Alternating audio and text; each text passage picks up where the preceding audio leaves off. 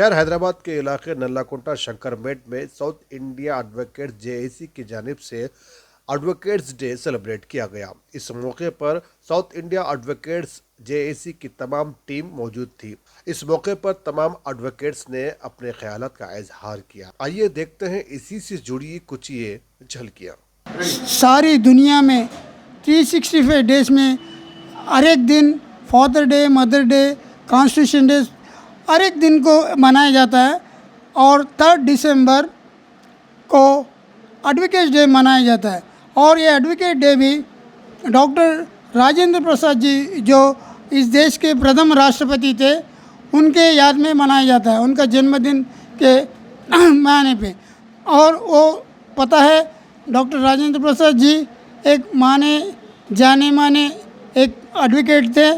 उतना ही नहीं, उन्होंने देश के प्रथम राष्ट्रपति थे और इस देश का जो कानून, ये राज्यांग जो कॉन्स्टिट्यूशन ऑफ इंडिया लिखा गया, वो कॉन्स्टिट्यूशन असेंबली जब बनाया गया था उसके चेयरमैन जो डॉक्टर राजेंद्र प्रसाद थे और ड्राफ्टिंग कमेटी के चेयरमैन डॉक्टर बाबा साहेब अम्बेडकर थे। तो इससे मालूम होता है कि जो कानून जो देश का दस्तूर जो बनाना चाह रहे थे उस माने में जाने माने लोगों में जो एडवोकेट थे उनमें डॉक्टर राजेंद्र प्रसाद जी भी एक जाने माने थे। इसलिए तो उनको ये कॉन्स्टिट्यूशन असेंबली का चेयरमैन बनाया गया। उनके अध्यक्ष में drafting committee chairman doctor Ambedkar के चेयरमैनशिप में ये कानून जो कॉन्स्टिट्यूशन बनाया गया वो बनाया गया। तो मैं ये बताना चाह रहा हूँ जो एडवोकेट जितने भी होते हैं वो उस ज़माने से ये इंडिपेंडेंट के पहले से बाद में भी ये एडवोकेट ही थे। वो बड़े कानून बनाने के लिए, कॉन्स्टिट्यूशन बनाने के लिए भी एडवोकेट ही थे। तो इसका एडवोकेट का रोल कितना होता है इस देश को बनाने में, बचाने में, चलाने में, इससे अपने को ज़ाहिर हो रहा है कि एडवोकेट पूरे जितने भी बड़े बड़े नेता होते हैं वो एडवोकेट से ही चाहिए।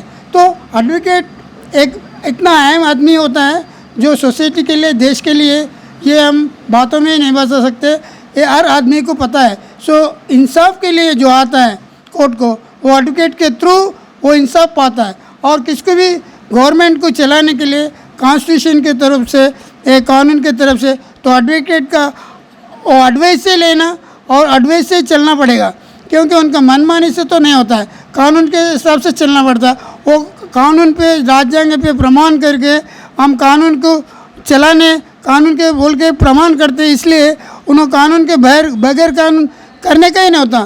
तो कानून के हिसाब में एडवोकेट का जो मसला है, जो एडवोकेट का रोल है, जो एडवोकेट का एडवाइस होता है वो बहुत महत्व होता है। Without advocate you can not expect A government, you can not expect a society, you can not expect anything legally हो रहे हैं। तो एडवोकेट का वो एडवाइस, एडवोकेट का वो एडवाइस तो कंपलसरी लेना पड़ेगा। Accordingly you have to proceed and act. So advocate आज के तारीख में देश आज़ादी में और ये राष्ट्र तेलंगाना आने में भी उनका वाइटल रोल है, ये सब जानते हैं।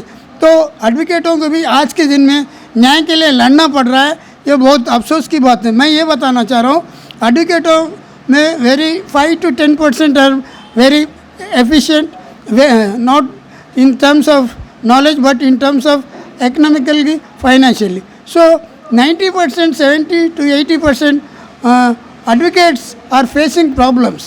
So what my appeal through South India Advocate Act that governments and government functionaries वो जो भी एडवोकेट को जो फैसिलिटीज़ देना है वो पूरा आगे बढ़ के दे के इस देश को चलाने में, ये कानून को रक्षा रखने में जो एडवोकेट होते हैं उनको भी न्याय दिलाना और उनको सब facilities what ever from government वो फैसिलिटीज़ पूरा आना, इसके लिए साउथ इंडिया एडवोकेट एक्ट से हम फाइट कर रहे हैं।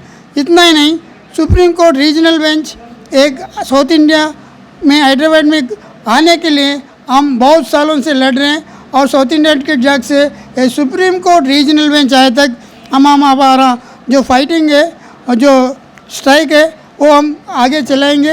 ये फाइट को आगे ले जाके supreme court regional bench, south India का बेंच हैदराबाद में आए तक हम अब पूरा लड़ेंगे बोल के हम ये advocate day south India advocate जाग से हम सब साउथ इंडिया पीपल को हम अपील कर रहे और सब आके इस फाइट को आगे बढ़ाने में अपना सहयोग देंगे और सब एडवोकेट भी मिल के लड़ के एडवोकेट के प्रॉब्लम सॉल्व हुए तक हम साउथ इंडिया एडवोकेट जाग से अपना पूरा योगदान से लड़ेंगे बोल के सारी कौम को हम बता रहे हैं।